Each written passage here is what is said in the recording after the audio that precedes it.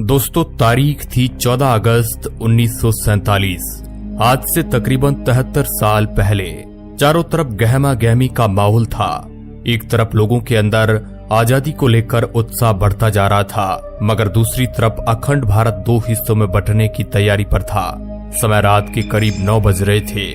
बिजली की गड़गड़ाहट के साथ दिल्ली की सड़कों पर जबरदस्त बारिश हो रही थी। अलग अलग जगह से आकर लोग रायसीना हिल्स पर इकट्ठे हो रहे थे। कुछ ही देर में लाखों की तादाद में लोग इकट्ठे हो चुके थे। रात के करीब 10 बजे जवाहरलाल नेहरू, सरदार वल्लभ भाई पटेल और राजेंद्र प्रसाद और माउंटबेटन वॉइसराय हाउस पहुंचे। अब कुछ ही समय बचा था भारत को आजाद होने में। कुछ लोगों के चेहरे पर मायूसी थी तो कुछ लोगों में उत्साह। और यहाँ पर जवाहरलाल नेहरू अपनी स्पीच शुरू करते हैं। उनके भाषण की शुरुआत इन 2 लाइनों से शुरू होती है। At the stroke of the midnight hour, when the world sleeps, India will awake to light and freedom. कुछ ही देर बाद वह घड़ी आ ही गई जब भारत ने आजादी की सांसें ली।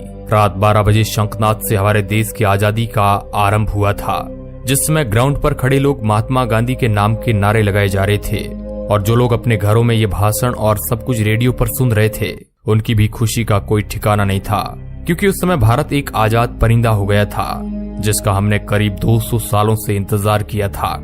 14 अगस्त सन 1947 में रात भर बारिश के बाद सुबह आसमान बिल्कुल साफ था।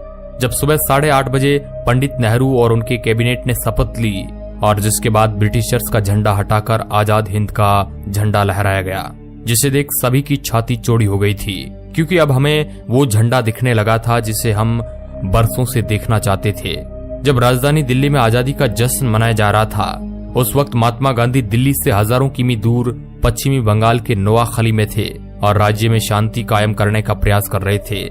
जानकार बताते हैं कि पंडित नेहरू के ऐतिहासिक भाषण को पूरे देश ने सुना था, मगर गांधी जी नहीं सुन पाए थे। 14 अगस्त 1947 की ऐसी रात जब लोग सोए तो गुलाम देश में थे, लेकिन अगली सुबह उनकी आजादी की सुबह थी। लेकिन जितनी खुशी हमें आजाद होने में थी, उतना ही गम अखंड भारत के टूट जाने में था। क्योंकि दोस्तों, भारत ने अपना 3,46,737 किलोमीटर का एरिया पाकिस्तान के रूप में खो दिया। करोड़ों की संख्या में लोग भारत से अलग हो गए थे। जो लोग कुछ समय पहले ही भाई की तरह जिंदगी जी रहे थे, वे अब एक दूसरे की जान के दुश्मन बन चुके थे। क्योंकि 14 अगस्त के रात 12 बजे भारत और पाकिस्तान का विभाजन हो गया। भारत 2 हिस्सों में बट गया, जिसमें एक हिस्सा पाकिस्तान और दूसरा हिस्सा हिंदुस्तान के नाम हो गया था, जिस वजह से कई सारे दंगे हुए। जो लोग खुद को पाकिस्तान में सुरक्षित महसूस समझते थे, वे वहां चले गए, और जो लोग भारत में सुरक्षित महसूस कर रहे थे, वे यहाँ पर आ गए। कहा जाता है कि करोड़ों लोग पलायन को मजबूर हो गए थे। इन दंगों में हजारों लोग मौत के घाट उतर गए थे। ये उस समय दुनिया का संभवतः सबसे बड़ा विस्थापन था, और ये सारा खेल अंग्रेजी हुकूमत का ही था, जिसने डिवाइड एंड रूल का खेल पहले से ही खेल रखा था, जहाँ पर उन्होंने हिंदुस्तान के अंदर हिंदू और मुस्लिम के बीज भर दिए थे। वरना आजादी के पहले तक हम सभी भाइयों की तरह साथ में जी रहे थे। वो तो अंग्रेज ही थे जिन्होंने हमें हमारी जाति के आधार पर हमारा व्यक्तित्व याद दिलाया, जिसके बाद हम आपस में ही लड़ने लगे। और दोस्तों, हिंदुस्तान और पाकिस्तान के विभाजन की सबसे बड़ी वजह ये भी थी कि मोहम्मद अली जिन्ना देश के पहले प्रधानमंत्री बनना चाहते थे, लेकिन पंडित जवाहरलाल नेहरू को प्रधानमंत्री बनाने का वादा महात्मा गांधी पहले ही कर चुके थे, जिस वजह से मोहम्मद अली जिन्ना ने अपना अलग देश मांगा, और इसी वजह से यह सारा फसाद शुरू हुआ, जो 15 अगस्त सन 1947 में खत्म हुआ। दोस्तों, हम आपको बता दें कि भारत को आजाद करने की बात बहुत पहले से ही चल रही थी, और इसी वजह से ब्रिटिशर्स ने माउंटबेटन को भारत का आखिरी वॉइसराय बनाया था, ताकि इसके बाद भारत को आजाद देश घोषित कर दिया जाए। लेकिन भारत के हिंदू और मुसलमान भाई आपस में ही लड़ने में उतारू थे, और यही ब्रिटिशर्स चाहते भी थे, क्योंकि यह लड़ाई की चिंगारी उन्होंने ही लगाई थी, जो आग बनकर अब तक हमारे सीने में जल रही है। लेकिन दोस्तों, इससे भी ज्यादा अफसोस की बात यह है कि ब्रिटिशर्स ने हमारे साथ हर वो जुल्म किए, जो हम याद करें तो हमारी आंखों में आंसू आ जाते हैं। लेकिन फिर भी उन्हें बारातियों की तरह विदा किया गया। जहां 1500 ब्रिटिश सैनिकों की पहली टीम 17 अगस्त सन 1947 के दिन अपने देश लौटी, वही आखिरी टीम उसके 1 साल बाद 27 अगस्त 1948 के दिन निकली। और जब ब्रिटिशर्स के आखिरी सैनिक की टोली हमारा देश छोड़कर जा रही थी, तो उन्हें बैंड बाजे के साथ विदा किया गया, और उसी दिन सभी ब्रिटिशर्स का नाम हमारे देश के नक्शे से निकल गया। दोस्तों, ये थी हमारी आजादी की पूरी कहानी। लेकिन क्या आप हमें बता सकते हैं कि जिस भारत का ख्याल करके हमारे देश के स्वतंत्रता सेनानियों ने अपनी जान गंवा दी थी और कई लोग अपनी आखिरी सांस तक हमारे देश की सेवा के लिए लड़ते रहे, क्या वो देश हम बना पाए हैं या नहीं? अपना जवाब हमें कमेंट के माध्यम से आप बता सकते हैं। इस वीडियो रिपोर्ट के अंत तक बने रहने के लिए आपका बहुत बहुत धन्यवाद।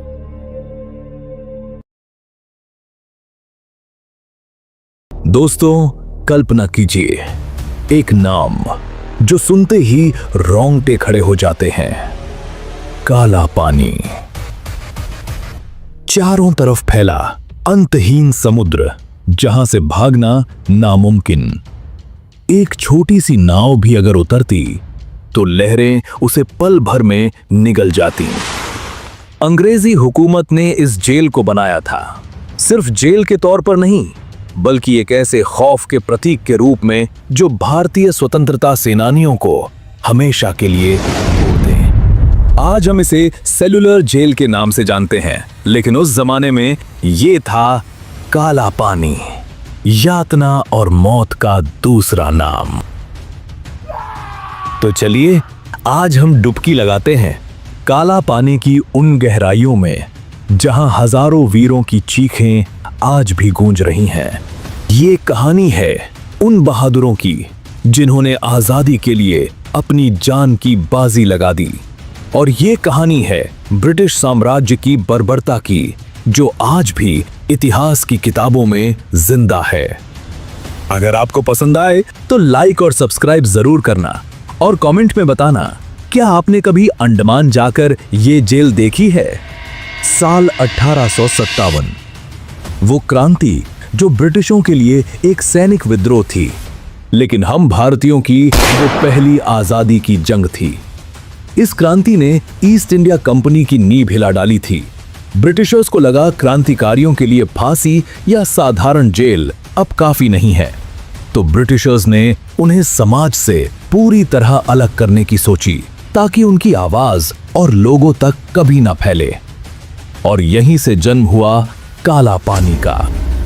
काला पानी जेल के लिए भारत के अंडमान द्वीपों को चुना गया क्योंकि ये भारत से हजारों किलोमीटर दूर थे और हिंदू कैदियों के लिए समुद्र पार करने का मतलब था जाति भ्रष्ट हो जाना, एक ऐसी सजा जो मौत से भी ज्यादा दर्दनाक थी, क्योंकि अगर वो उस नर्क से बचकर आ भी जाए तो समाज उन्हें कभी वापस नहीं अपनाता था। इस जेल का निर्माण 1896 में शुरू हुआ।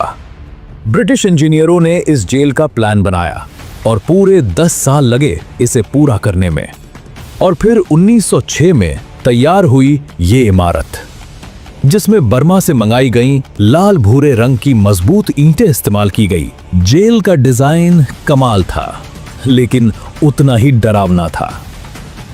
7 विंग्स जो कि एक सेंट्रल टावर से जुड़े हुए थे, जैसे कोई जायंट ऑक्टोपस अपनी बाजुओं से सब कुछ जकड़ कर बैठा हो। हर विंग में 3 फ्लोर थे, कुल 696 छोटी छोटी सेल्स। हर सेल का साइज बस 13.5 फुट बाय 7 फुट था। ऊपर एक छोटा सा वेंटिलेटर जहां से हवा मुश्किल से आती। सेल्स ऐसी बनाई गईं कि एक कैदी दूसरे से बात न कर सके। अकेलापन ही यहां सबसे बड़ी सजा थी। काले पानी जेल में कैदियों को जहाज से लाया जाता और ये सफर खुद एक नर्क था। हफ्तों तक चलने वाला ये सफर जहां जहाज में कैदियों को जानवरों की तरह ठूसा जाता था और बीमारियां भी पल भर में फैल जाती। कई कैदी तो रास्ते में ही मारे जाते, और जो पहुंच भी जाते तो वहां पहुंचने पर उन्हें नंगे पैर उतारकर सीधे जेल की दीवारों में धकेल दिया जाता। दोस्तों सोचिए वो पल कितना भयानक होगा। सभी को सुबह 5 बजे उठना, उनमें से कुछ को नारियल की जटा पीटकर रस्सी बनानी पड़ती थी, तो कुछ को तेल की चक्की में बैल की तरह घूमना, और एक दिन में 30 पौंड तेल निकालना पड़ता था। अगर टारगेट पूरा नहीं हुआ तो कोड़ों की मार सहो। कोड़े ऐसे कि पीठ पर खून की धार बह जाती। खाना नाम का, चावल और दाल में जिनमें कीड़े तैरते, पानी गंदा जो कि बीमारियां लाता, और इलाज बस मौत का इंतजार। डॉक्टर अधिकतर ब्रिटिशर्स ही हुआ करते थे जो कैदियों को एक इंसान की तरह नहीं देखते थे। कई कैदी मानसिक रूप से टूट जाते, अपनी पीड़ा दीवारों पर नाखूनों से लिखते, तो कुछ लोग इस यातना को सह नहीं पाए। यहां सजा के खास तरीके थे। स्टैंडिंग हैंडकफ्स, हाथ ऊपर बांधकर घंटों दीवार के सहारे खड़ा रखा जाता। और दूसरा तरीका था फ्लॉगिंग, जिसमें सबके सामने एक फ्रेम में बांधकर कठोर दंड दिया जाता था। इस जेल में अनेक भारतीय क्रांतिकारी आए, जिनमें एक प्रमुख नाम है वीर विनायक दामोदर सावरकर। सावरकर जी ने यहां 10 साल गुजारे और अनेक यातनाएं झेली।